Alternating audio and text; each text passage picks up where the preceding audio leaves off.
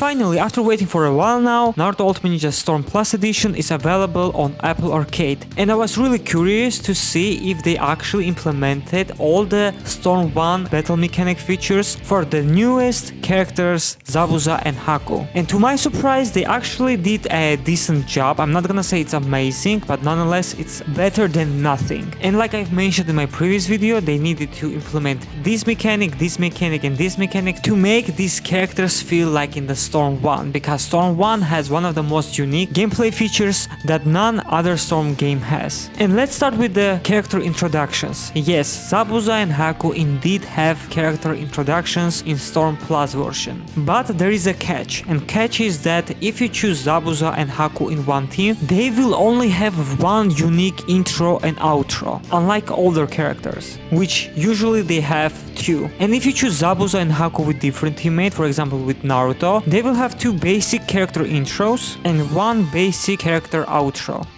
/ victory screen quote, which usually should be at least two. So that was my first nitpick. And the second one is about Haku mostly, because when we usually have the character introductions, characters are doing some kind of pose, but Haku just stands there without doing anything at all, which made me upset because at the same time Zabuza actually does something and it looks pretty good, unlike with Haku. But at the end of the day, I'm still happy that Zabuza and Haku have character introductions. Okay, now let's talk about the most interesting part, the ultimate jutsu. Did they extend their version, make it longer to match Storm 1 style or not? And the answer is no. Ultimate jutsu remains the same. It's short like in Storm Generations and onwards, and even shorter, and I'll tell you why. For example, in Storm Generations, whenever you use your ultimate with full Storm gauge, you have at the beginning a small animation that you will not see if you use normally the ultimate jutsu. So I thought they will include this small animation in the base ultimate as well, but they completely remove it. So that's why in Storm 1 their ultimate is kinda shorter than in Storm Generation and onwards. But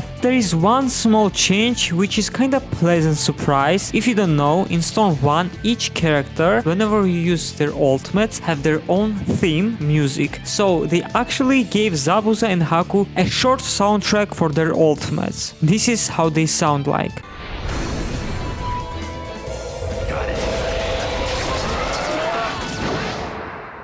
Please don't resent me.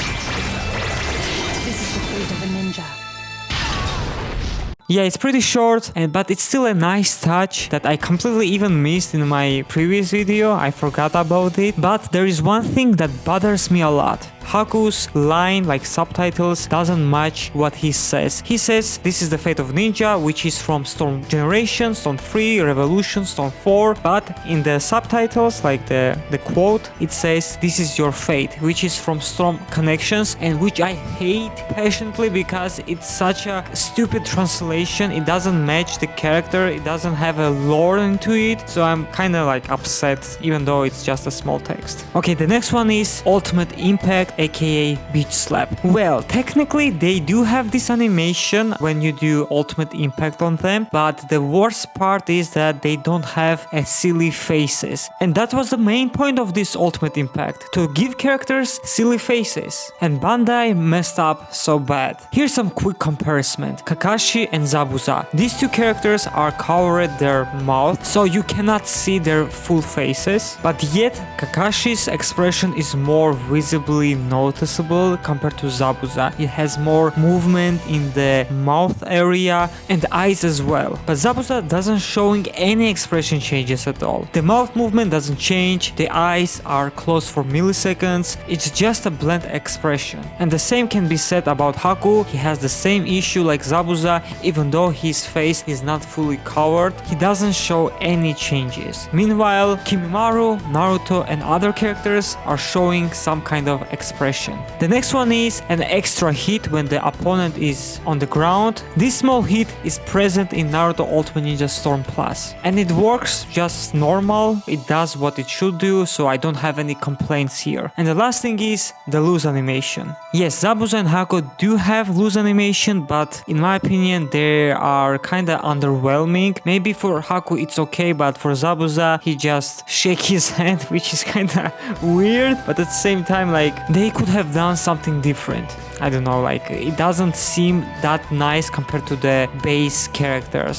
At the end of the day, both Zabuza and Haku have the same exact moveset like in Storm Generations, plus additional stuff exclusive for Storm Plus, which are mentioned in this video. One more thing I forgot to mention. In Storm 1 we usually have also like collectibles like diorama, figures, so they decided to add both Zabuza and Haku as figures, which is nice and pleasant surprise. So thank you, Bandai. And like I mentioned in my previous video, they also changed, updated few things, especially for minigames. In the race minigame, whenever you got hit by the tree, or you step on the paper bomb, or you were attacked, you will auto respawn, so you don't need to tap this button to revive yourself. So if you miss the input, don't need to worry, it will happen automatically and you can still continue the race. You will not be on the tree branch and waste some seconds on it. Obviously you can turn this assist off if you don't want to. And the next change is for the tree climbing minigame, a UI change to be specific. So in the previous versions, whenever you pick up the scroll and you got some item, you could still see the item that has been used in this small box area. I don't know what it's called, but now whenever you pick up and it was used, the item disappears, so it tells you that you don't have anything. So that way the player won't be confused.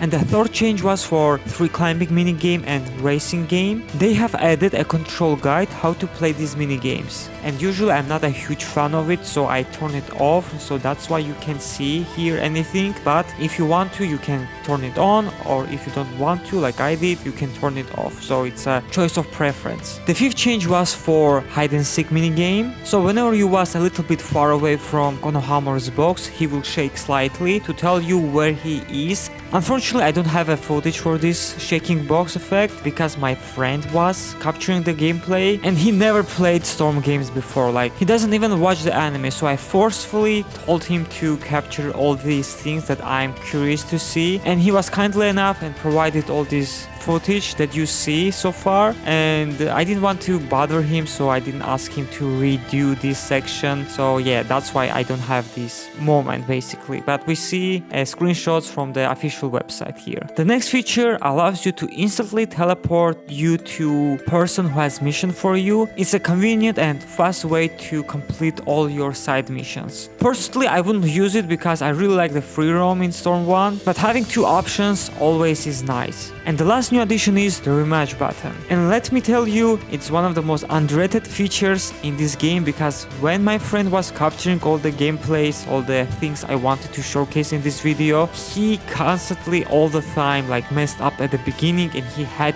to redo the battle. If this option wasn't available, he needed to first defeat the opponent, let the time run out, or go back to the character select screen, select the character, stage, load everything, and then start over, which basically wastes your time. So yeah, the rematch option is really amazing feature for this game. In conclusion, I think Bandai did a okay job with this update. It's not perfect, but I'm really happy to see that they actually did some work with these characters to match Storm 1 battle mechanic style. They literally could have ignored everything, but they decided to do it anyway. But it's still weird to me that they decided to port this version of Storm 1 only for Apple Arcade. Doesn't make any sense to me. They easily can port this on Android and maybe even release an update for consoles. And if I have to rate this update, I probably will give it 6/7! I think it's a decent score because they actually did something, even though it's not perfect. And like always, if you enjoyed watching this video, make sure to like,